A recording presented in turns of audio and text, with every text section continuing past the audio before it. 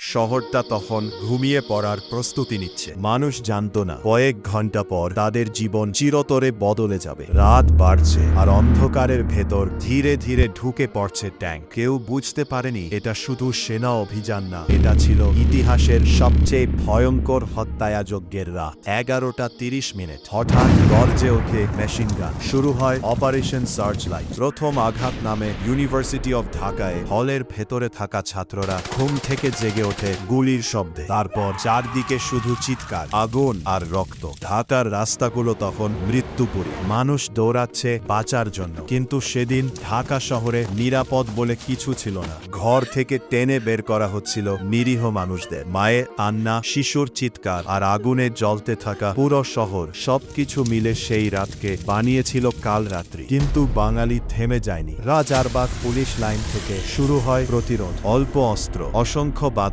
তবুও তারা মাথা নত করেনি, কারণ তারা জানত এই লড়াই শুধু বেঁচে থাকার না, এই লড়াই স্বাধীনতার। 25শে মার্চের সেই রাত হাজারো প্রাণ কেড়ে নিয়েছিল, কিন্তু সেই রাতেই জন্ম দিয়েছিল একটি নতুন দেশের, বাংলাদেশ। কিছু রাত ইতিহাস বদলে দেয়, আর 25শে মার্চ 1971 ছিল তেমনই এক রাত।